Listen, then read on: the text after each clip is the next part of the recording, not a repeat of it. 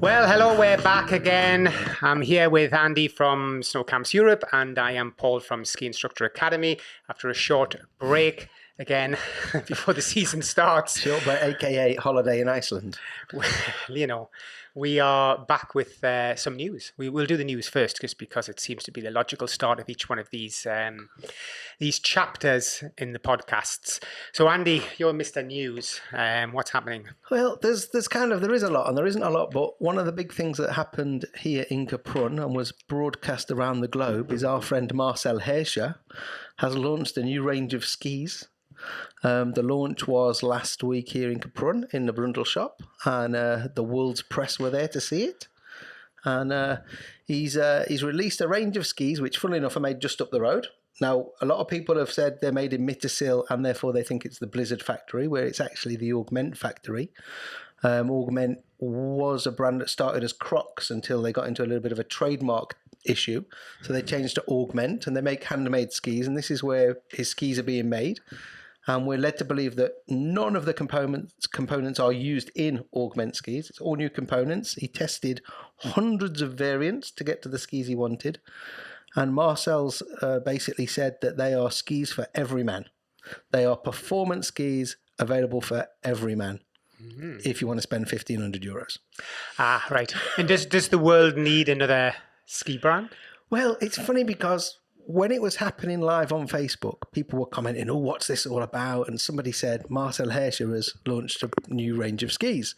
They're handcrafted, they're individually numbered, and they're only going to be available in two places for the first year or so, and that's Intersport Brundle, which has got the flagship in Kaprun, and then two shops in Holland. And that's because of his link with Holland due to his mother being Dutch.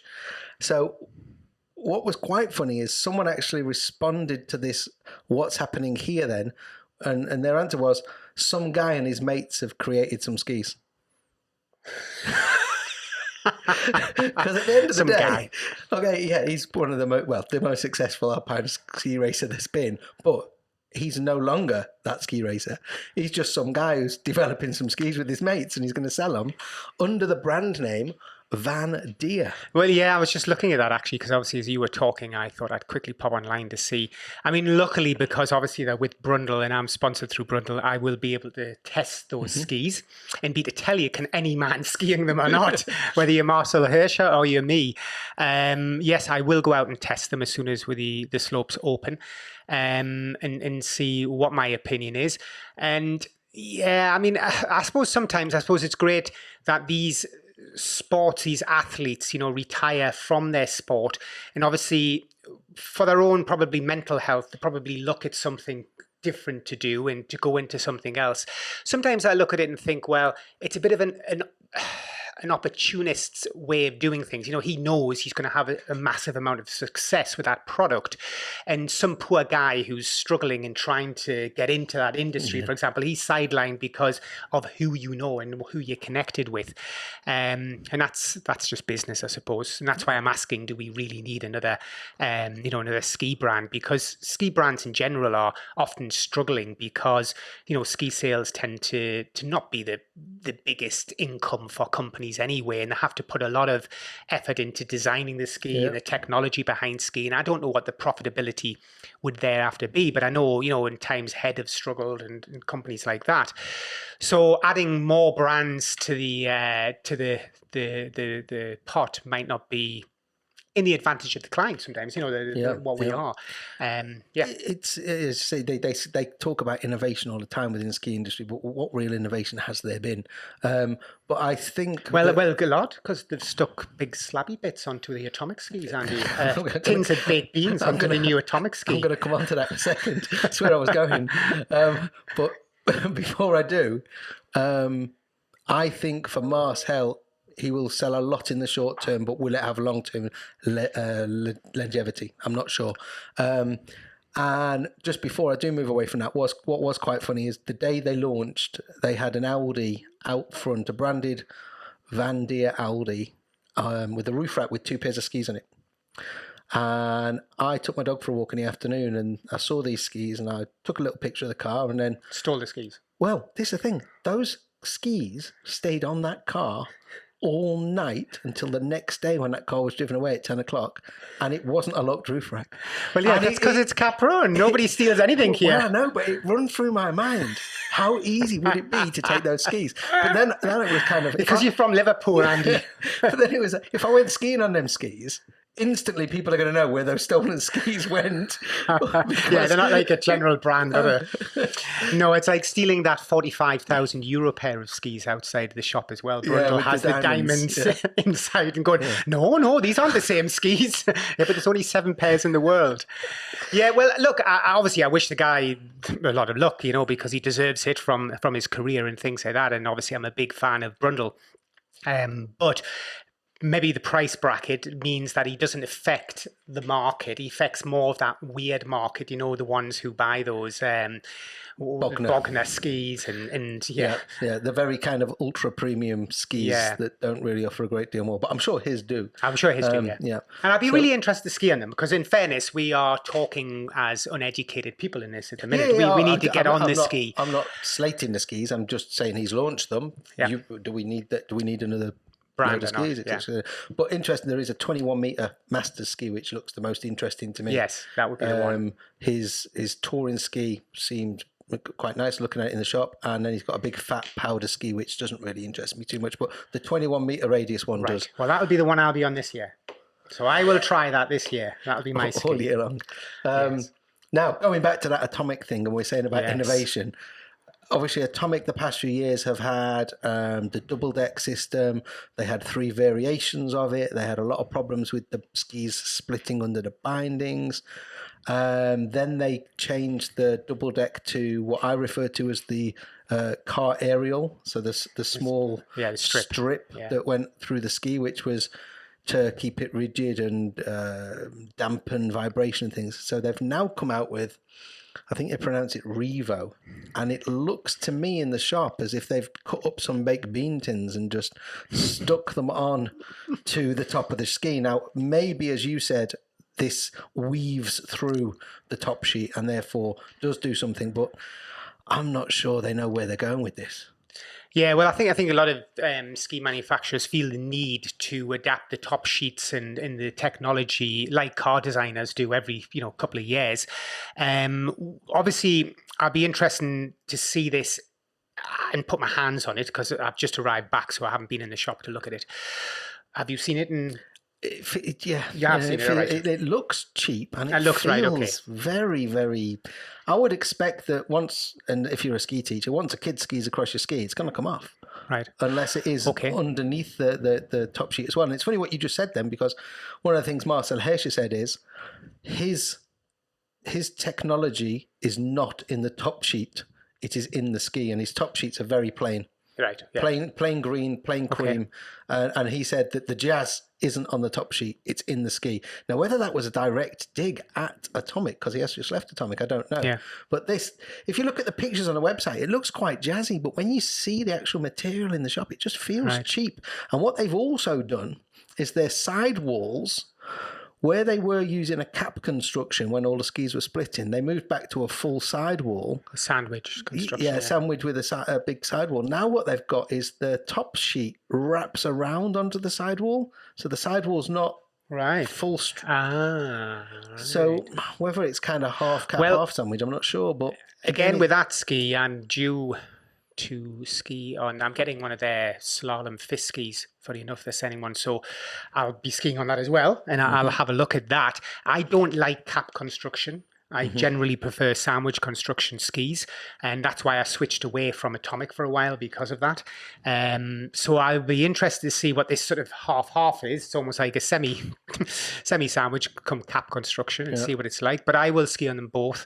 And I think what we need to identify with is that although the ski might look hideous, it could be Oh, Could still be phenomenal. great, yeah. Could be Yeah, phenomenal yeah. to ski on.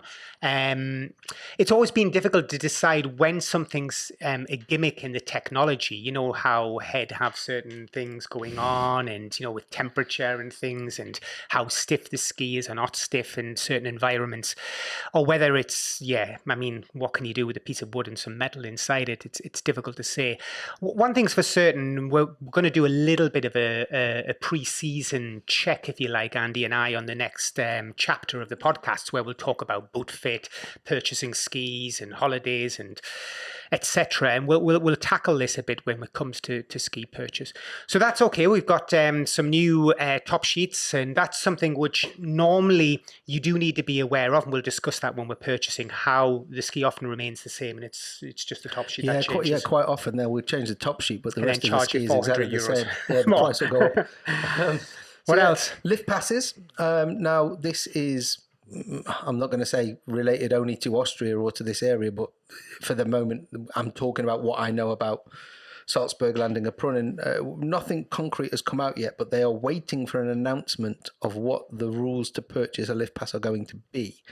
And it's looking more and more likely that if you want to purchase a week-long, 10-day, multiple week or season card, it's looking like you are going to have to be double vaccinated and show your vaccination certificate before you can purchase that lift pass.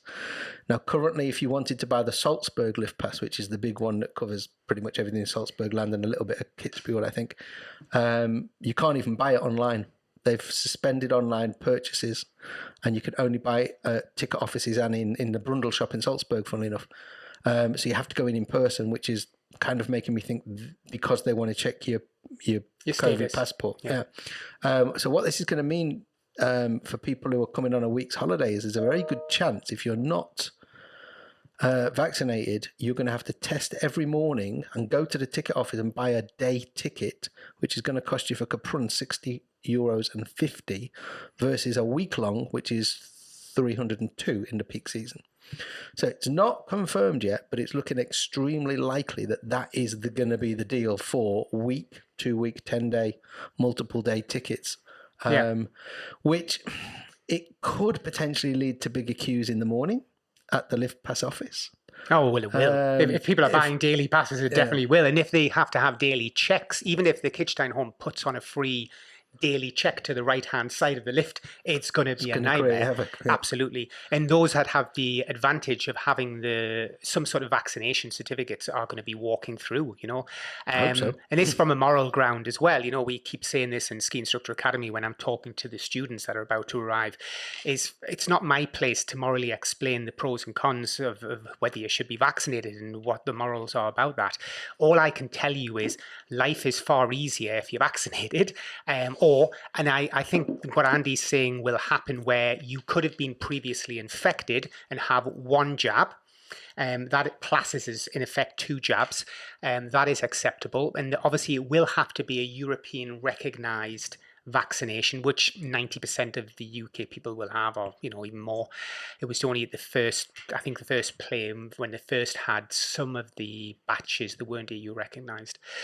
But all these things are just little things you need to double check on. Yep. And it shouldn't put you off from travelling, absolutely not. And it shouldn't put you off from travelling to Austria, for example, because France is going to be as strict. Switzerland is the same. So it doesn't really matter where, and Italy, even worse probably. So it doesn't matter where you're going to go. You're just going to have to expect that to make life easier, unless you have a real high moral stance here, just get the vaccination and life should be pretty comfortable with apart from an FFP2 mask. Yeah, apart from your mask. Yeah, that would be it. Anything else? Staff shortages. Staff shortages everywhere. Yeah, there was obviously over in the UK we're hearing a lot about there's not enough butchers, so the pigs are going to get shot. You're not going to get turkey at Christmas. You've obviously got the petrol crisis, etc., etc. Yesterday, a big story in Salzburg is Salzburg hoteliers are saying that they will not be able to deal with the tourism in the winter because they just can't get and haven't got the staff. There is a chef shortage, there is maid shortage, there are server shortages, there are dishwasher shortages, and that's going to knock onto the villages where the skiing happens as well. And a lot of this apparently is down to when COVID hit, a lot of the workers went back to their home countries. A lot of them haven't returned. And also, the ones that do want to return won't return because they don't want to be vaccinated. And to work in hospitality, you're going to have to be vaccinated. So again, it goes back to the vaccine. If they had the vaccine, they would come back and work, but they're not going to come back. So the hotels are going to be short of staff.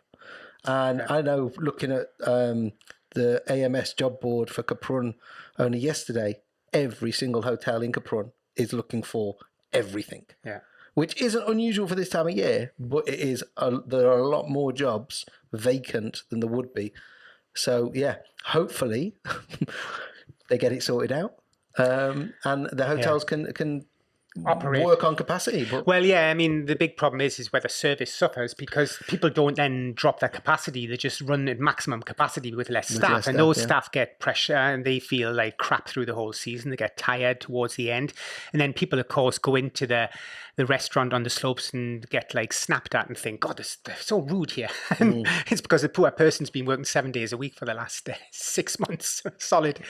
Yeah, there's staff shortages everywhere. And typically what a lot of governments do, and certainly we'll come back to the Brexit issue, is they will be reactive to this problem instead of being proactive. Obviously, you know, companies like our company has been warning them of the fact that ski schools and even from the rental departments in the ski schools or just the ski school shops and things need staff, and you have lost a huge contingent of UK members that would come out and work here and want to work here, but they're unwilling to react. They'll wait until March next year and go, God, that was terrible. It was really bad season. We need to do something about this the following season. And all of a sudden, I'm confident that within 1 or 2 seasons, there'll be a simple visa system for UK people to be ski instructors again in Austria when they realize how important they are to the numbers. Because the funny thing that the IMS, which is the Dole office basically, isn't it? They were saying to us was, look, if ski schools need to find people, they need ski instructors, etc., they should come to us for that. Who on earth goes to the IMS who's a ski instructor? You know what I mean? You go direct to the ski school. Yeah, you just get your job. You've got it, you know? So they don't understand that shortage is not a matter of the ski school boss ringing IMS and going, oh, send me 10 ski instructors, because the IMS will then go into their computer and go, oh, we actually don't have any. Yeah. We have 0 ski instructors in our database. Of course you don't. And this is the issue. They don't realize that yet. So it'll be weird, because actually what might shake the Austrians, Andy, just a thought here, is those people who normally, let's say, you know, as you go through your career as a ski instructor, you hope that you move out of the crappy kinderland, you know, you're not teaching the kids, or you're not, you know, nothing against beginners, but you're not stuck in the beginner zone all the time. But all of a sudden you might be going back over. So you've been on the piece because somebody needs to look after them, and they don't have those instructors anymore. Those new instructors coming in, they've just lost maybe 20 or 25% of those instructors. So, hey, Andy, you know where you are this season. Yeah, exactly. And I've been saying this for a long time. There are going to be a lot of, there are going to be a lot of the older Austrian ski teachers who have had it their way for so long with getting the top groups and the best privates, because they are the long-serving Austrian ski teacher, who are going to find themselves with 14 kids behind them. Yeah. And it'll be funny to see how they like it. Cutting schnitzel at lunchtime and sausage choppers. Yeah. And that's, I mean, look, you know, as you know, we're firmly against Brexit, and it's one of those things that's happened. But maybe it swings back. I think what everybody wants to do in Europe at the minute is punish the UK, and especially now with this French, you know, political scandal between the two of them now arguing over fisheries again. It's not going to be the most receptive market in France. There's no doubts about that. At least in Austria, they don't really have anything, you know, that they're fighting with the UK. So I would imagine there's going to be, you know, the opening of the doors there, and certainly maybe in Italy, more likely than Switzerland. But France might be a bit of a dodgy zone, especially after the submarine deal. And the submarine deal, they're very bitter, and they want to strike back. And this is the problem. Everybody's wanting to win, and of course, all the normal folk want is just to go skiing. and to have their gap year again or whatever it is, and all of a sudden they're in the middle of politics. Yeah. So there you go. That's the news. That is the news. It is. Wow. I don't know if I can add any news to it. Let me think. Is there any SIA News. course news? Well, obviously, yes, it looks like Birmingham's a go-ahead, so I'm still going to be flying back to the land of misery and going to Birmingham. If you want some of my jolly, enthusiastic humour, then... John Coe, who is a regular watcher of the podcasts, is coming to see you. He messaged me this week, asked if I would be there. I won't be there because I've got a dog that if I was to take with me, I would have to stay in England for 3 months before I could bring her back, which would be most of the ski season gone. So I'm not going. Yeah. I'll be there with 6 masks on. I'll be. I mean, normally my job is the sales team's there. And normally, what I do is I take advantage of England to go and get caramel shortbreads from somewhere, and in coffee from somewhere where you can get a decent coffee, and then that'll be me running back and forwards to the coffee place and feasting myself on sausage rolls from Greg's or something like that. Everybody who goes to the ski show in Birmingham can go and see Paul. But remember, I have Asperger's, so stay away from me. Don't touch me. That's a go. Obviously, SIA kicks off in just 2 weeks. Beginners clinics and then into the improver camps. And then after that, that's when the big arrivals are. So then we have the start of the level 1-2, what we would call the Anverter ski course, starting at the end of October, running through. Some people doing 6 weeks training and some people now doing this 11-week option as well. So there's hundreds of people arriving for that. And yeah, we have obviously our camps as well running through that period. So there's loads of stuff going on. The biggest problem I'm finding, and you mentioned this actually when we discussed Canada, was accommodation. Mm-hmm. Because of course what's happened for Ski Instructor Academy is in reaction to Brexit is normally we were the most sought after people in Kaprun because we always booked in the down season. So for example, I'm looking for 18,000 nights in October, November, first weeks of December. And then we disappear. We don't do anything through Christmas, New Year, when people as property owners can get absolute crap loads of money for their property. Yep. What's happened now is I need accommodation through Christmas and New Year. And that is horrendous. It's impossible to get. The price that people ask over Christmas and New Year is sometimes 6 to 7 times that what we would normally pay in November. Yep. So this is a huge issue. And this was one of the things when setting up in France, again, our courses and places, getting accommodations, always the biggest stress. Trainers, easy done, staffing, etc., easy done. But geez, accommodation is an absolute nightmare. And as I say, before December the 18th, oh God, they're throwing it at you. People are desperate to get your business. Nobody wants to speak to you thereafter, though. Yeah, that's crazy. Yeah. So yeah, that's the news. We will probably move on next with this series of discussing things about the pre-season and getting ready for your ski season ahead. Anything to add, Andy? That's it. Bye for now. Bye for now.